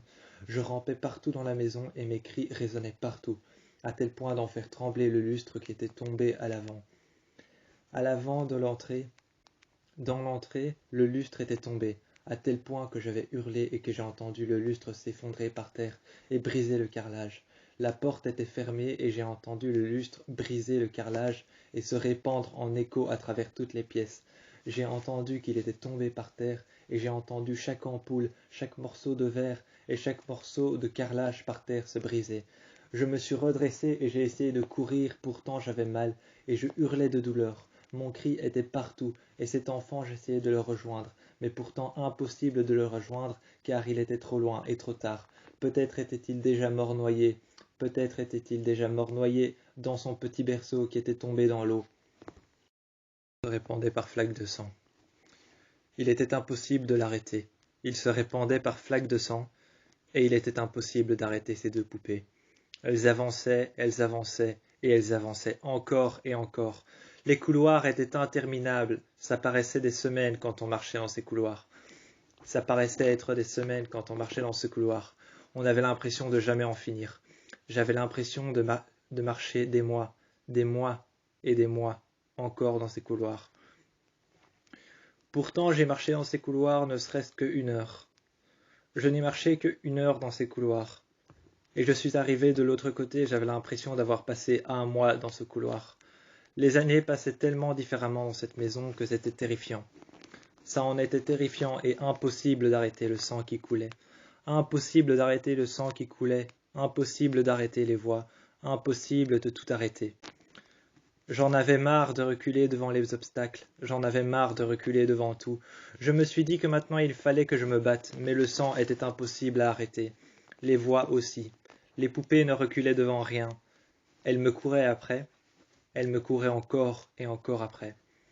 Je m'étais arrêté dans une chambre pour pouvoir me relaxer, pour pouvoir peut-être attendre la prochaine pleine lune. J'ai regardé à l'extérieur et j'ai attendu. J'ai attendu la prochaine pleine lune. J'ai regardé cette pleine lune attentivement. Dehors, plus rien ne bougeait, plus rien ne paraissait vivant, comme si plus rien n'avait jamais été vivant. En fait, je regardais le jardin, et dehors, il n'y avait rien. Seulement un jardin plat sur lequel il y avait de l'herbe, et un grand arbre sur lequel il n'y avait peut-être jamais eu de feuilles. Cet arbre avait cramé entièrement. Cet arbre était brûlé entièrement, de la moelle jusqu'à l'os. Il était brûlé de la moelle jusqu'à l'os, il était brûlé jusqu'aux racines. Entièrement brûlé, le tronc n'était plus comme un tronc normal, ce n'était plus un tronc d'arbre, mais un tronc brûlé et noir. Il sentait le bois brûlé et il sentait les cendres. J'avais l'impression de faire un feu de bois à ce moment-là quand je suis passé. Je suis passé dans le jardin et j'ai essayé de reculer. À la maison, j'ai pu apercevoir qu'à la fenêtre, il y avait un couteau qui était juste sur le côté. Et sur le côté, à côté du couteau qui était contre la fenêtre, il y avait une poupée qui me regardait. Elle avait un sourire aux lèvres et elle était maquillée de deux petites joues rouges. Je l'ai regardée et elle s'est mise debout. Elle s'est appuyée contre la vitre et s'est mise debout. Maquillée de deux petites joues rouges, elle s'est avancée. Une autre est arrivée derrière elle. Elle m'a regardée. Celle-ci portait un vêtement jaune avec des petits pois rouges. Elle s'est levée et elle m'a regardée. Elle avait un chapeau brun. Un haut de forme brun. Un petit vêtement jaune avec des petits pois rouges et des petites chaussures vertes. Cette petite poupée s'est positionnée là. Son sourire qui me regardait me faisait tellement peur. Il me faisait tellement peur son sourire qui me regardait, et l'autre poupée assise par terre comme si de rien n'était, me regardait et pourtant elle ne souriait pas. J'étais terrorisé. J'étais pétrifié, terrorisé, je ne pouvais plus bouger. J'avais l'impression que je ne pouvais plus respirer non plus. J'avais l'impression que dehors, même dehors, elle serait là. Une fois arrivé de l'autre côté de la forêt, je me dirais que j'étais peut-être en sécurité. Je me disais que je serais peut-être en sécurité, arrivé une fois de l'autre côté de la forêt. Et pourtant je réfléchissais. Et pourtant je marchais. C'était la nuit, il faisait noir, et autour de moi j'entendais craquer les arbres comme si quelqu'un me regardait. Comme si quelqu'un me regardait autour de moi, j'entendais craquer les arbres. J'avais l'impression, à chaque fois que je voyais un tronc d'arbre dans l'obscurité, j'avais l'impression qu'une personne se cachait derrière. À un moment, je me suis arrêté au milieu d'un endroit où il n'y avait ni arbre, où il n'y avait ni tronc, où il n'y avait rien. Il n'y avait rien, ni arbre, ni feuilles, ni herbe, ni gazon. Il n'y avait rien du tout. Je me suis arrêté dans cet endroit. C'était une plaine. Il n'y avait pas de gazon, il n'y avait pas d'herbe, il n'y avait pas de terre, rien. Juste un creux au milieu de nulle part. Il n'y avait pas de terre, il y avait juste des briques. C'était une carrière. J'ai regardé, le ciel était noir, la lune avait disparu. Cette pleine lune me faisait peur. Je suis arrivé dans cet endroit dans lequel il n'y avait rien. Pas de terre, pas d'arbre, pas de branches, pas de vent, pas de bruit. Il n'y avait pas de bruit, pas de vent, pas d'arbre, pas de branches, rien. rien du tout, rien qui ne puisse effrayer quelqu'un. Je suis resté là un instant, j'ai respiré, rien qui ne puisse effrayer quelqu'un était là. Pas de tronc qui prend une forme bizarre la nuit et qui puisse ressembler à quelqu'un qui pourrait être ton tueur en série. Il n'y a pas de tronc qui se transforme la nuit. Il n'y a pas de porte-manteau dans ta chambre sur le côté près de la porte qui pourrait se transformer lorsque tu mets des vêtements dessus et ressembler à une personne qui t'observe la nuit. Il n'y a pas de fauteuil qui bouge la nuit ou alors que tu remets en dessous de la chaise et que tu retrouves ensuite juste devant ton lit. Il n'y a pas ça. Il n'y a rien ici, juste un endroit vide, de la terre, de l'herbe, des arbres, un arbre qui est tombé, qui a été foudroyé. Un arbre qui a été foudroyé, qui est tombé et qui s'est effondré, qui sent le cramer et qui sent le brûler, qui sent le bois brûler. Effondré par terre, je m'approche de cet arbre. Je me mets là et je vois que la pleine lune a disparu. Le ciel est uniquement noir, noir et uniquement noir. Il n'y a rien d'autre que du noir, il est uniquement noir et il y a une petite étoile brillante et scintillante, comme les yeux des enfants que j'avais aperçus. Comme les yeux des enfants que j'ai aperçus, il y a une seule petite étoile scintillante tout en haut sur la gauche, au-dessus de l'arbre qui a brûlé. Je la regarde attentivement, je lève les yeux, et je lève les yeux quand je regarde le ciel noir. Je lève les yeux quand je regarde le ciel noir, attentivement je regarde cette petite étoile, puis elle disparaît. Quand elle disparaît, j'aperçois le ciel entièrement noir, noir et juste noir. Ici, je suis devant une forêt. Je suis devant une forêt et ici, je me trouve à la porte de quelque part qui est entièrement vide. Ce quelque part qui est entièrement vide est un lieu où peut-être je serai en sécurité. Peut-être que je serai en sécurité dans cet endroit dans lequel tout est entièrement vide. Il n'y a pas d'arbre. Il y a un arbre effondré, mais il n'y a pas d'arbre qui pousse. Il n'y a pas d'arbre qui pousse, il y a un arbre effondré, effondré par terre. Il est en train de brûler. Il sent le brûler. Il a été calciné par un éclair. Il a été calciné par un éclair aussi brillant que les yeux des enfants. Aussi brillant que les yeux des enfants, aussi scintillant que les yeux des enfants, mais aussi rapide que autre chose que je ne pourrais pas décrire. Aussi rapide que autre chose que quelque chose que je ne pourrais pas décrire. Cet éclair a brûlé entièrement de la racine et de la moelle jusqu'à l'os. Cet endroit est vide, il n'y a rien, il n'y a pas de terre. Il n'y a pas de terre, il n'y a pas d'oiseaux, il n'y a pas de bruit, il n'y a pas de vent, il n'y a rien. Pas de bruit, pas d'oiseaux, pas de terre, encore moins d'herbe, encore moins d'endroits, pas de maison, pas de ruines, rien. Cet endroit dans lequel je suis est un vide intersidéral. Je pourrais rester là tellement longtemps que je m'en sens en sécurité. Cet endroit est un vide intersidéral, il n'y a rien. Je regarde tout autour de moi, il n'y a rien que de la terre, rien que de l'herbe, rien que des arbres effondrés par terre. Rien que des arbres effondrés par terre, rien que de la terre, rien que de l'herbe, rien qu'un vent très léger à tel point qu'on ne l'entend pas, rien qu'un endroit dans lequel il n'y a rien, un endroit seul, isolé du monde, du reste du monde, et tout autour une forêt qui forme un rond et un cercle parfait qui entoure cet endroit, et très très loin, un peu plus loin, il y a la maison dans laquelle tout se passe. Il y a la maison dans laquelle tout se passe un peu plus loin, et c'est là, dans cet endroit vide, que je me protège de temps en temps. Mais à la pleine lune, ce soir-là, la pleine lune a disparu, laissant pour seule une étoile dans le ciel et un ciel noir, noir, rien que noir et uniquement noir, jusqu'à ce que l'étoile elle aussi disparaisse, et que je ne retrouve plus mon chemin. Je suis coincé dans cet endroit et je me demande même si le tueur en série qu'il y a dans cette maison va arriver. Je me demande même si le tueur qu'il y a dans cette maison va arriver. Je me demande même si cette femme pourrait marcher jusqu'ici pieds nus depuis la maison, depuis l'entrée de la maison. Est-ce que cette femme aurait le don de marcher pieds nus jusqu'ici pour pouvoir me rejoindre dans un vide? Je l'entends qui marche, j'entends ses pieds dans la terre qui marchent. Je l'entends, j'entends ses pieds s'affaisser dans la terre. J'entends ses pieds s'affaisser dans la terre, ses pieds qui sont couverts de terre, avec de la terre sous les ongles, des gravats, des pierres et des morceaux de poussière.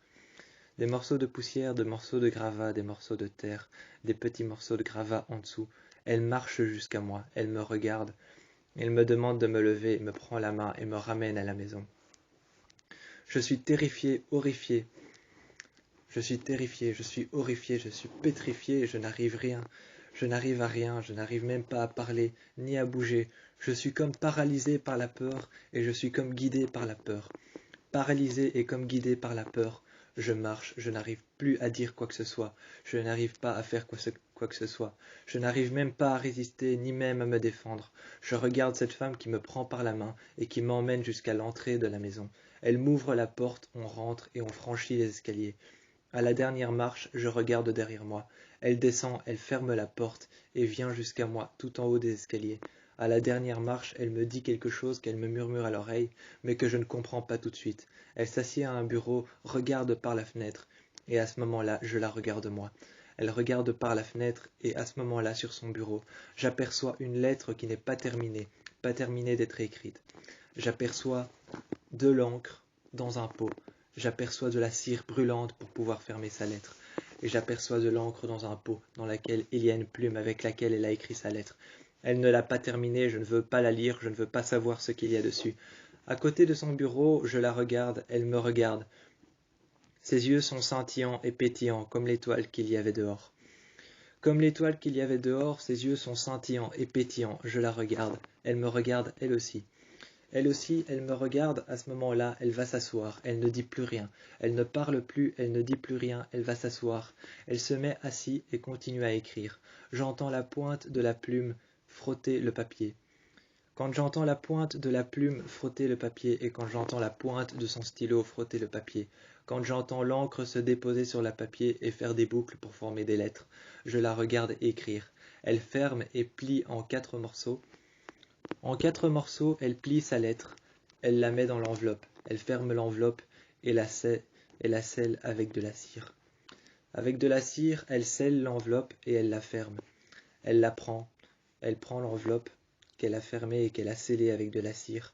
Elle me la donne et je la regarde. Je regarde son visage, ses yeux disparaissent petit à petit et son visage ne devient plus que chair et os. Son visage ne devient plus que chair et os, il y a la forme de son nez, la forme de sa bouche est fermée et elle ne dit rien. Elle me regarde, enfin, si je peux dire qu'elle me regarde. Ses yeux ont disparu et son visage n'existe plus. Son visage n'existe plus, elle n'a plus d'yeux, mais j'arrive à voir la forme de son visage. J'arrive à voir la forme de son visage, j'aperçois encore où se trouvaient ses yeux, j'aperçois encore où se trouvaient ses sourcils, j'aperçois encore où se trouvait son autre sourcil et son autre œil. J'aperçois encore où se trouvait son autre œil, ses sourcils, j'aperçois où se trouvaient ses cils, et j'aperçois où se trouvait sa bouche. Il y a la forme de son nez est un peu plus étiré sur la gauche, et je la regarde. Son nez est un peu plus étiré sur la gauche et son visage est un peu plus penché sur la droite. Son visage est un peu plus penché sur la droite, elle me regarde avec la tête penchée vers la droite. Son visage est un peu plus difforme et est un peu plus déformé sur le côté. J'aperçois ses yeux et son visage disparaît. Elle me regarde, pointe une direction, je pars dans cette direction et je trouve la porte de la maison fermée. Je suis à l'extérieur et à l'extérieur je vois assis juste devant la porte, à l'extérieur, je vois assis une poupée avec un couteau à côté d'elle. Je vois assis à côté d'elle une deuxième poupée avec un couteau à côté d'elle. Je me retourne et je vois un arbre qui a brûlé. Je suis dans le jardin de la maison et pourtant je n'y ai jamais posé les pieds. Que se passe-t-il? À ce moment-là, je me pose une question. Que se passe-t-il dans cette maison réellement? Le portail s'ouvre et une voiture noire rentre. La porte de la voiture s'ouvre, mais personne ne sort. Je me demande qu'est-ce qui se passe, que peut bien-il se passer dans cette maison? Je regarde par la fenêtre, finalement je rentre, je prends les escaliers. Je monte et je vais voir. Je vais voir dans la chambre là où il y a le lit en baldaquin. Je trouve le matelas sur lequel il y a des draps blancs qui ont été soigneusement lavés. Il y a des draps blancs qui ont été soigneusement lavés et alors je me pose, je m'installe un instant. Un instant, je m'installe sur le lit, sur le matelas poussiéreux sur lequel il y a de la moisissure et de la pourriture dessus. Il y a de la pourriture, de la moisissure dessus, je m'installe et instinctivement je prends le drap blanc que j'étire. J'étire le drap blanc, il est imbibé de sang, et le sang tombe jusque par terre, déposant quelques petites gouttes. Goutte à goutte, le sang qu'il y a dessus dépose une flaque et une mare de sang par terre. déposant une mare de sang qui tombe à mes pieds comme une flaque, se répandant par terre dans le manoir. Se répandant par terre dans le manoir, une flaque de sang se trouve juste devant moi, à mes pieds. Je regarde et je n'ose même pas baisser les yeux. Je n'ose même pas baisser les yeux car je sens l'odeur du sang, je sens l'odeur du brûlé. Je n'ose pas baisser les yeux, je n'ose pas regarder en bas. Je regarde ensuite en bas et je baisse les yeux. Je vois du sang qui est en train de couler à mes pieds. Je vois une flaque de sang noir, aussi sombre que je puisse en apercevoir le reflet du lustre dans la flaque. Aussi sombre que je puisse en apercevoir le reflet du lustre dans la flaque.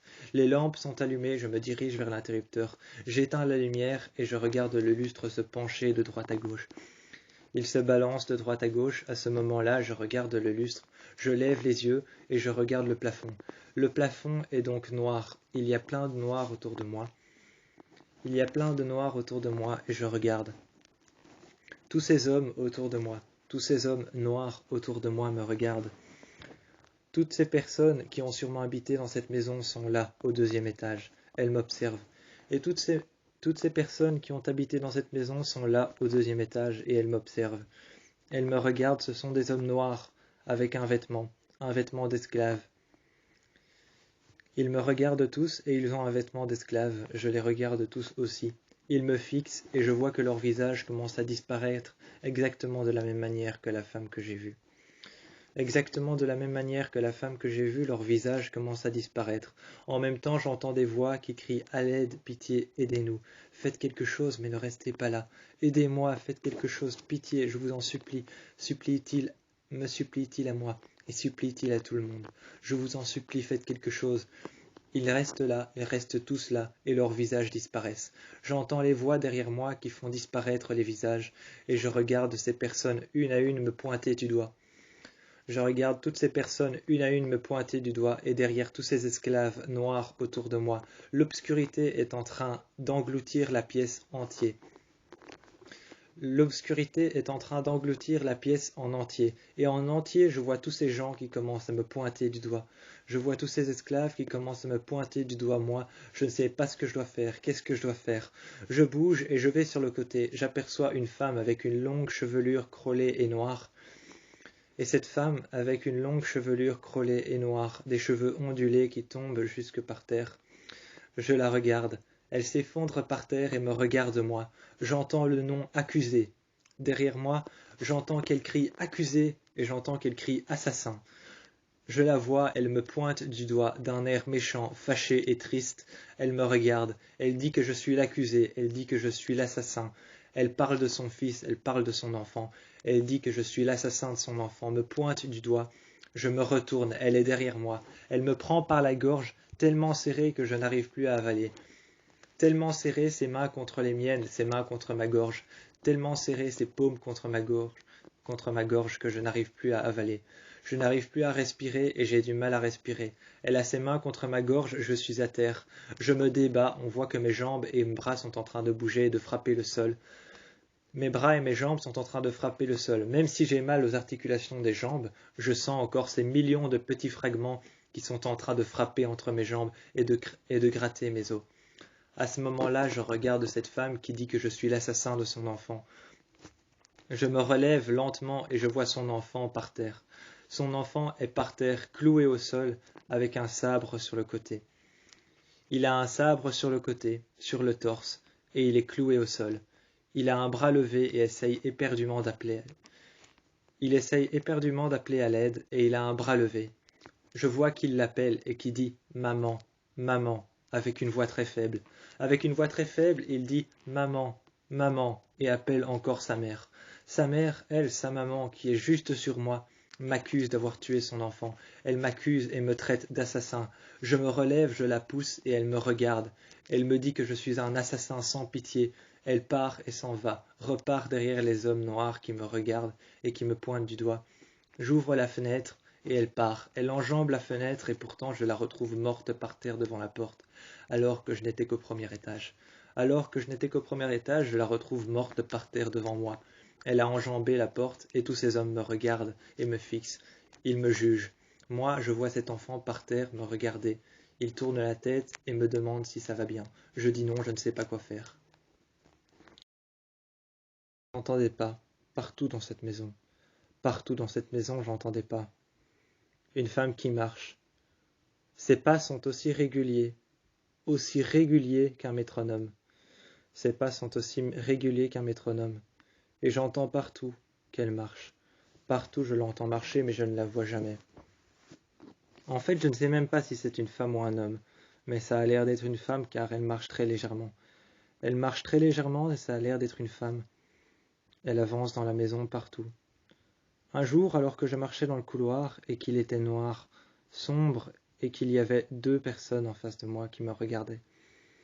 Le couloir commence alors à s'assombrir et à s'engouffrer dans les ténèbres. Le couloir s'engouffre dans les ténèbres et je regarde partout autour de moi. Il y a des hommes juste devant moi. Juste devant moi, il y a des esclaves qui me regardent, et les esclaves qui me regardent devant moi ont tous des pièces sur les yeux. Ils ont des pièces sur les yeux, tous, et me regardent.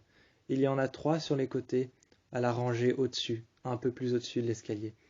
Un peu plus au-dessus de l'escalier, il y en a 3 qui me regardent. Ils ont les mains appuyées sur la rambarde.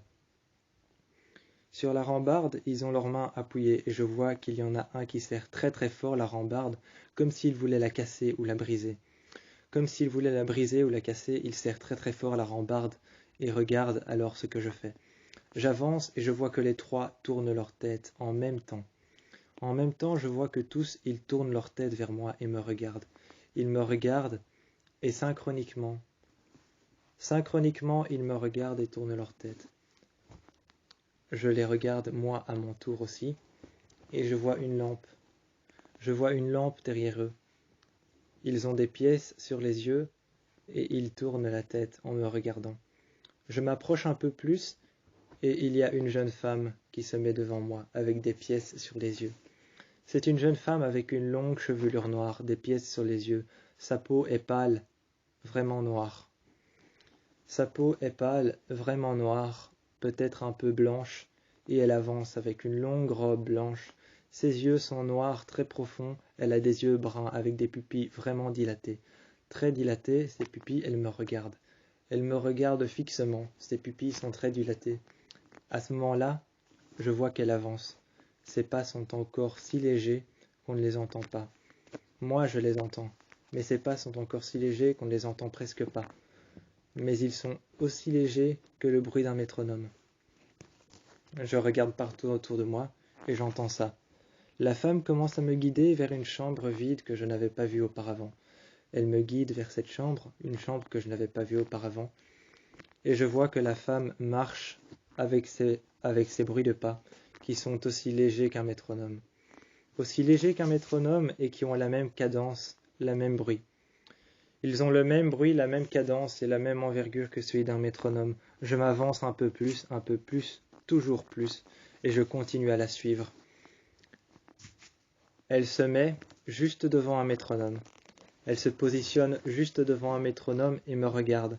Je viens m'asseoir à côté d'elle, et j'entends encore des pas, et pourtant elle est assise. Elle est assise et pourtant j'entends toujours ses pas. La jeune femme me regarde, elle prend le métronome et l'ouvre. Quand elle ouvre le métronome, elle me le donne. Elle le pose juste devant moi, je le prends. J'essaye de lui demander qu'est-ce que c'est. La jeune femme lève la tête, regarde au-dessus, regarde le lustre et se met à hurler.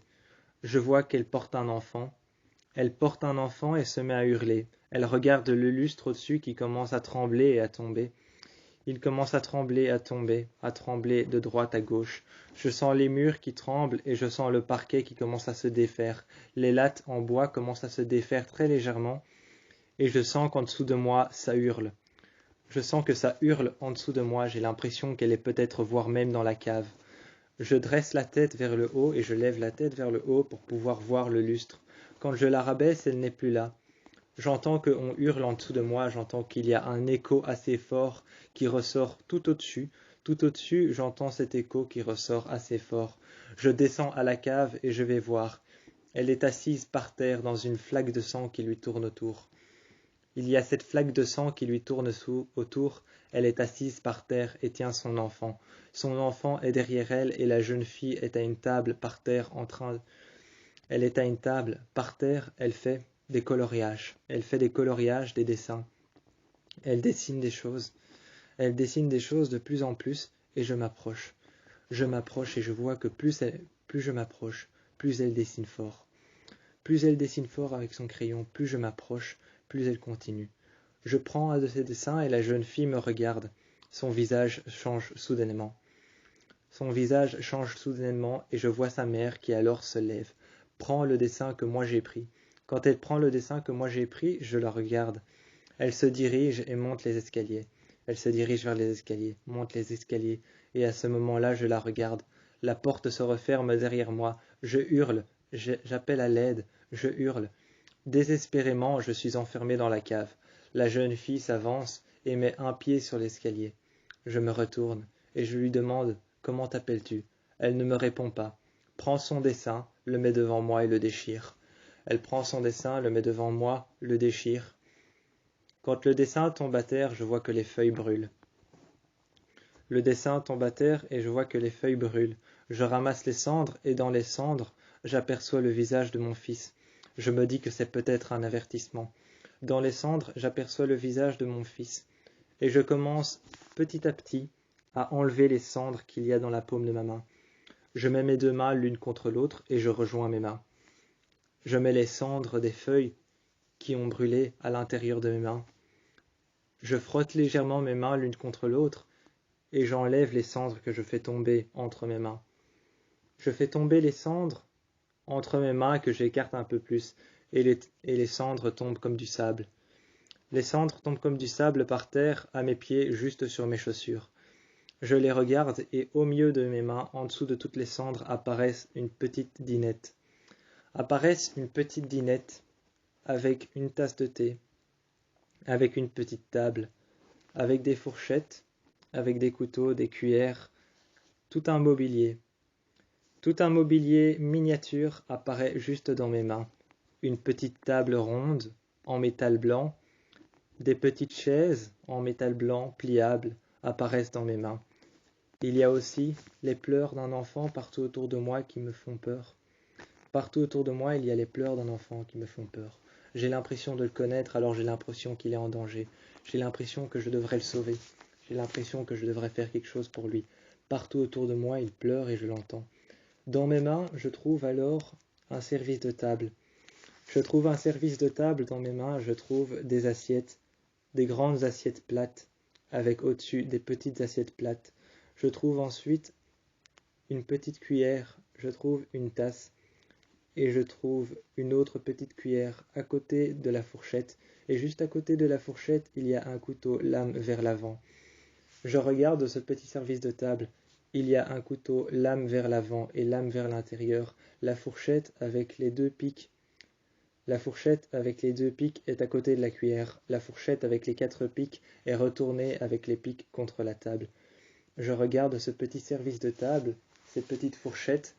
Il y a une fourchette avec 2 pics qui sert sûrement à prendre du fromage. Je regarde et alors je vois que dans une des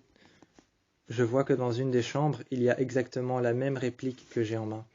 Je porte sur la paume de ma main une chaise avec une table ronde. Dessus, il y a des assiettes, des petites assiettes au milieu, un petit bol au milieu et il y a une petite tasse sur le côté, avec une cuillère à l'intérieur. Il y a aussi un couteau avec une lame vers l'intérieur. Il y a un couteau, lame vers l'avant, lame vers l'intérieur. Il y a une fourchette avec les pics qui sont contre la table et une petite fourchette à 2 pics pour le fromage. Je regarde attentivement ce petit service de table. J'ouvre la porte quand j'entends des voix à l'intérieur de la chambre.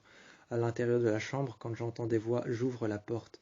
Je regarde et je vois exactement la même réplique. Ma petite femme s'installe. Et je vois que ma femme s'installe à la table. À la table, il y a ma femme qui s'installe. À ce moment-là, je regarde. Je regarde attentivement. Ma femme s'installe à la table et elle me regarde. Elle me dit gentiment, mais d'un air menaçant.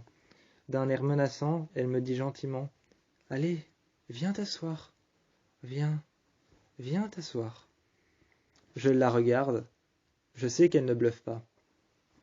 Je sais qu'elle ne bluffe pas. Elle parle. Elle parle, elle veut communiquer. Ma femme est morte depuis longtemps, elle est allongée dans le couloir. Ma femme est morte depuis longtemps, elle est allongée dans le couloir, son corps est étendu dans une mare de sang. La femme la regarde avec ses pieds contre le sol. Avec ses pieds contre le sol, la femme la regarde avec la tête penchée, comme si elle était triste. Comme si elle était triste, elle la regarde avec la tête penchée, avec un visage assez déçu, avec un regard effaré. Avec un regard effaré, avec un visage assez triste, elle la regarde. Le corps de ma femme est par terre, dehors, par terre, dehors. Il est mort, dans le sable. Le sable est de la couleur du sang. Le sable est teinté par le sang qui est en train de s'étendre en flaques à l'intérieur. À l'intérieur du sable, le sang s'étend en flaques de plus en plus. De plus en plus, le sang s'étend en flaques et le corps de ma femme est par terre dans le couloir avec cette jeune femme en robe blanche et son visage effacé qui la regarde avec un air triste et des yeux effarés. Ma femme est par terre et je vois qu'elle s'excuse d'être morte. Et le sang commence à s'étendre et à s'écouler dans tout le couloir, laissant une trace derrière elle comme si on l'avait traînée par les pieds. Alors qu'elle est déjà morte depuis longtemps, devant moi, elle s'installe. Elle s'installe devant moi, elle est déjà morte depuis longtemps.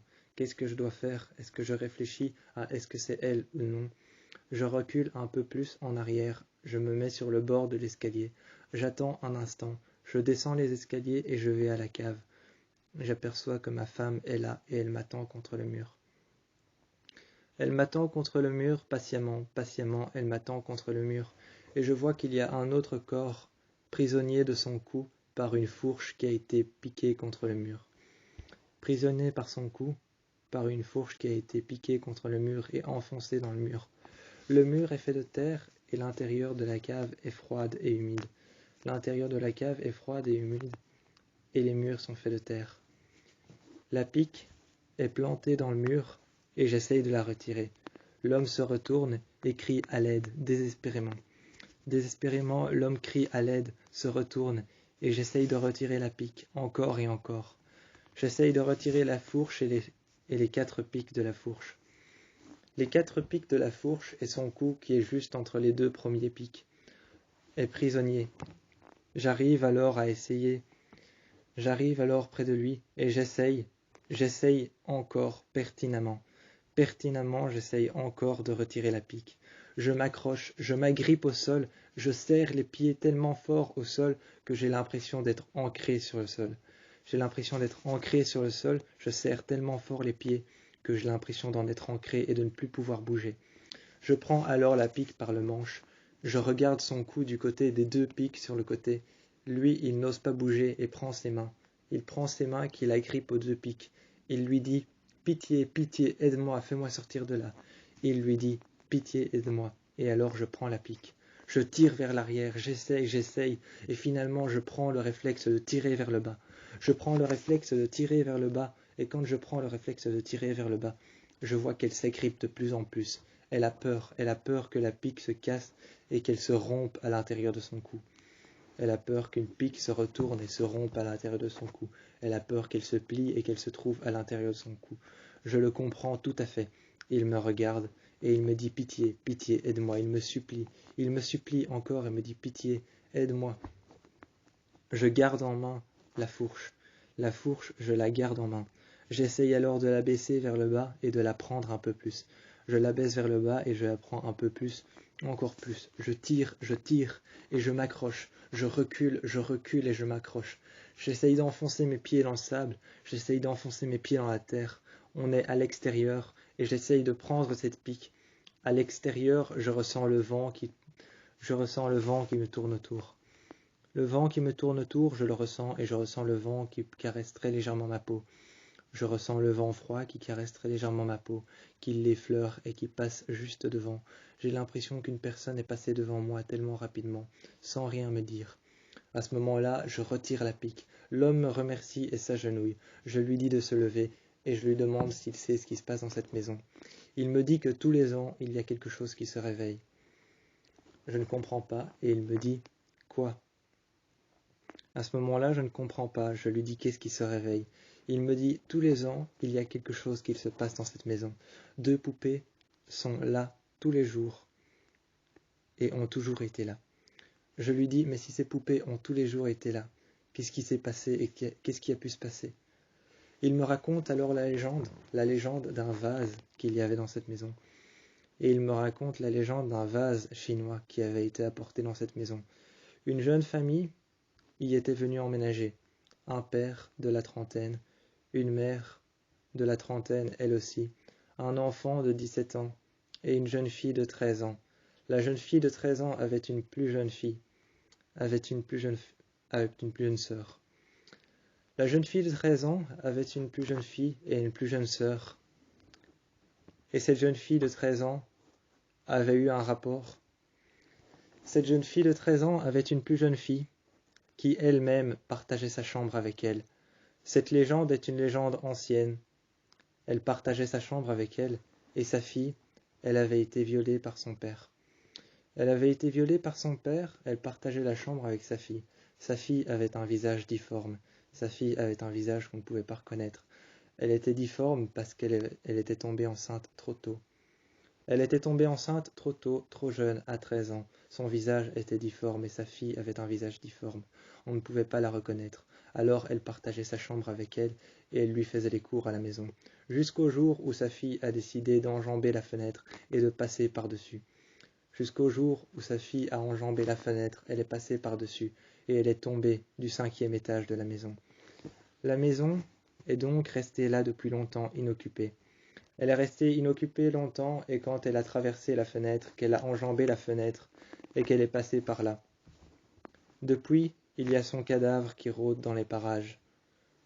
On dit que depuis la légende, le cadavre de cette fille qui a enjambé la fenêtre a grandi. Elle rôde toujours dans les parages et elle hante les personnes qui viennent dans cette maison. Il m'a raconté ça, j'étais bouche bée. J'étais bouche bée, je ne savais pas quoi en penser. Il me dit alors que cette jeune fille de 13 ans a eu un enfant.